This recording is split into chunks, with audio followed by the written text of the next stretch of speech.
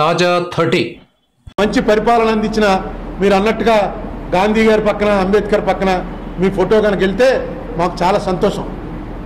ఎందుకంటే మీరు నిజంగా అన్నేళ్ళు పరిపాలించారు. కానీ మీ గురించి మాట్లాడుకోవడం వచ్చేటప్పటికి నెగిటివ్ మాట్లాడుకునేవి ఎక్కువ వస్తాయి, పాజిటివ్ రావు. ఎందుకంటే మీరు ఎప్పుడు ఎలక్షన్ సొంతంగా ఎప్పుడు నెగ్గలా. మీరు ముఖ్యమంత్రి అయ్యే నాటికి ఎన్టీ రామారావు గెలిపించి పెట్టినటువంటి అసెంబ్లీ అది. దాన్ని మీరు ఆక్యుపై చేసుకుని ముఖ్యమంత్రి అయ్యారు. 99లో ఎలక్షన్ వాజ్పేయిని ఒక్కోటితో దించేశారు అన్నటువంటి సింపతిలో 19% ఓటు ఉన్నటువంటి బీజేపీ వచ్చి మీతో కలవటం వల్ల ఆ ఎలక్షన్ గెలిచారు. 2004, 2009 ఓడిపోయారు. 2014 వచ్చేటప్పుడు మన అందరికీ తెలుసు. ఓ పక్కన మోడీ వేవ్, ఇంకో పక్కన పవన్ కళ్యాణ్, ఇంతమంది సాయం పడితే 1.2% తేడాతో మళ్ళీ గెలిచారు. ఇవన్నీ కూడా రాస్తారు రేపు చరిత్రలో. మీరు గాంధీ అంబేద్కర్ పక్కన ఫోటో పెట్టేసుకుందామంటే పెట్టారు. మీ ఇంట్లో పెట్టుకోవాలి తప్ప మొత్తం స్టేట్ అంతా పెట్టుకోవాలంటే ఏదో ఒకటి చేసి చూపించాలి. ఎవడో చేయనటువంటి పని.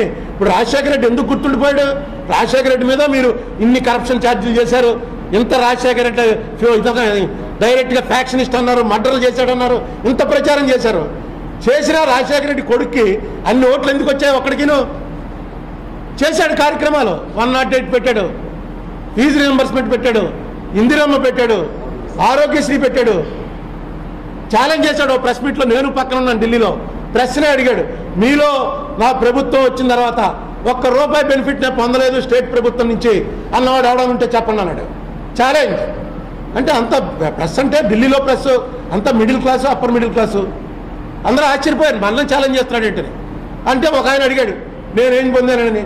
నువ్వు హైదరాబాద్లో మీ కుటుంబం ఉందా? ఉన్నారండి, మా మదర్ వాళ్ళు హైదరాబాద్లోనే ఉన్నారండి. ఫోన్ చేసి అడుగు.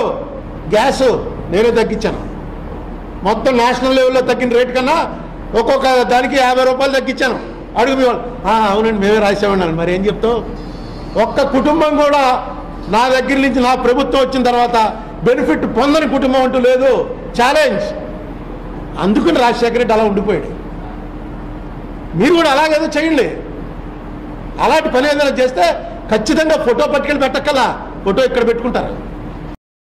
Thank you viewers. ఈ వీడియో మీకు నచ్చితే లైక్ బటన్ టచ్ చేయండి.